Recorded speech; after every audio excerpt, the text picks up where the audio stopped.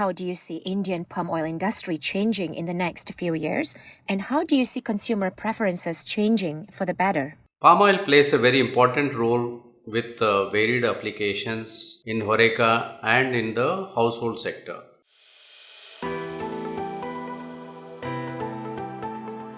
Emami Agrotech has emerged as one of the prominent palm oil importers in India. Could you please tell us a bit about your company and what are your main areas of business? Emami Agrotech is part of the diversified Indian MNC, which is Emami Group. The group has got presence in many sectors like cosmetics, healthcare, paper, real estate, etc. Original company was started with a small capital of $500 to start with to grow into a $3 billion company today. Some of the brands are household names like Boroplus, Fair and Handsome, Zendubalm, Kesh King, etc. The company employs over 20,000 people at present. Emami Agrotech also has grown to be a prominent player in India with a 10x growth in the last 8 years. Current business areas are refining, branding. We have brands like Healthy and Tasty and Himani Best Choice and Rasoi, etc. We also have B2B business of biofuel and specialty fats business. Company has been very strong in eastern and southern parts of India. Recently, we have forayed into west coast of India with a refinery at the Kadla port also. We also launched during the COVID times itself the spices and the soya chunks, making our foray into the foods category. Can you tell us about yourself and your professional journey? From what I see in your profile, you started as a sales executive and have been a CEO of a large conglomerate.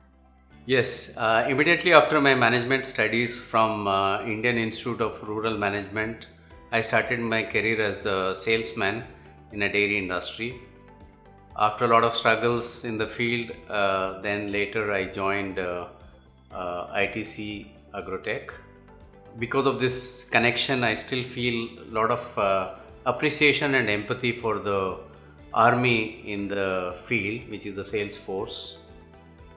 After working for Conagra, I started off Indian operations for a global company called Bunge, which is one of the largest companies in the world, and that gave an ample opportunity to study and participate in the global businesses, especially in edible oils and related sector. Later, I joined Emami about 8 years ago as the CEO of the business. And it has been a fascinating journey to see this exponential growth, and the learning has been huge in making this happen.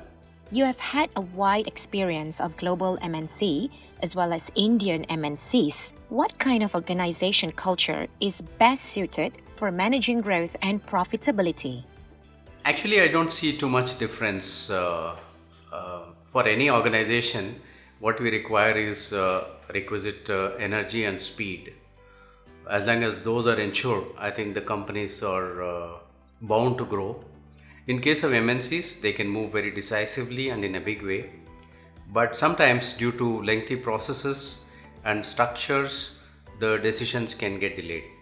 In an industry like ours, the speed to market is very, very important. So the culture that we propagate in Emami Agrotech is very flat organization, simple goals with a constant focus on what is working well, what's not working well, so that we can scale up. In case we have to fail in doing something, we have to fail fast. So that is the culture that we have at Emami Agrotech. This being a very thin margin industry, our focus is constantly on cost control, efficiencies, and deliver to the consumer on the least cost basis. You have also adapted and taken an additional role and responsibility in the industry as the president of Indian Vegetable Oil Producers Association. How is that transition important? As everyone is aware, there are so many policy issues that can affect the industry in a big way. For the industry, it is very necessary to have a credible voice in the policy making. As Indian Vegetable Oil Producers Association, we work very closely with the government on the policy matters and also on the food and regulatory issues. Government's stated policy is self-reliance and make in India. While India is the largest importer of edible oils in the world, there is an opportunity to create a win-win situation with global partnership. What is required is a right balance between domestic crops and the import needs. How do you see the policy environment currently and strategically in the longer term from India perspective? High or low prices attract government attention always. Government of India ministries have been very proactive in meeting the association in understanding the problems we face. In the longer term, I feel we will continue to work towards more stable and equitable policies which encourage capital and overall sectoral growth. It's a tough challenge even for the government to maintain good equilibrium, taking care of the interest of the oilseed farmers, consumers, and also the industry. With your vast agri-field experience, what are the opportunities and impediments in domestic cultivation of oilseeds in India? India has a huge potential in the areas of better domestic crops. We as IVPA have suggested various measures for the growth of oilseed in India. We saw oil palm recently getting a requisite policy boost. Strategic shifts from wheat and rice is very important for the oilseed sector. We have a consistent and growing demand from related industries like poultry and aqua sector.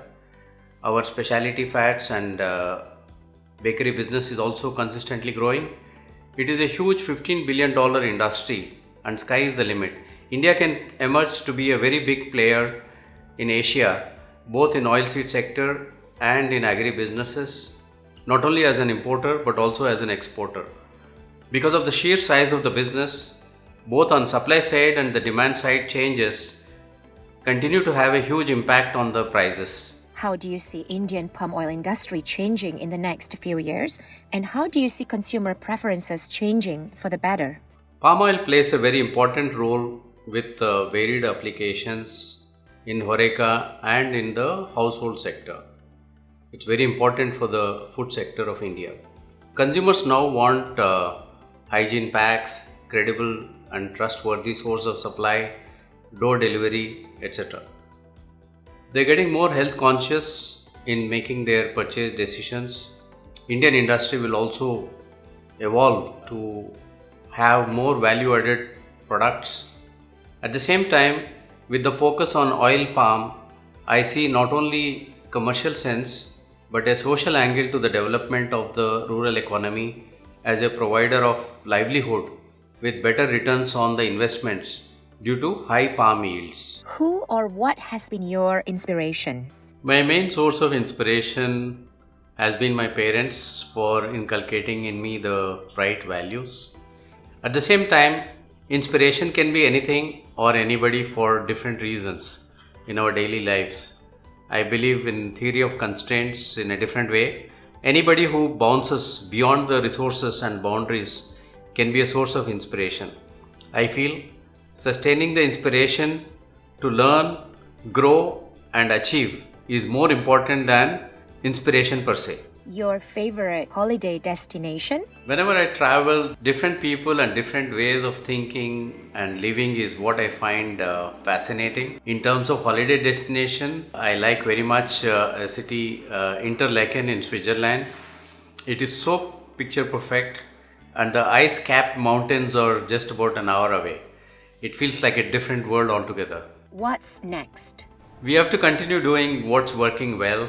We have to build our resilience to face any crisis. COVID has obviously reset the priorities. We don't know what is next, but we have to be prepared to face it in the best possible manner. I believe the present is the best present we have got. I wish MPOC and all its viewers a healthy and safe times ahead. Thank you very much.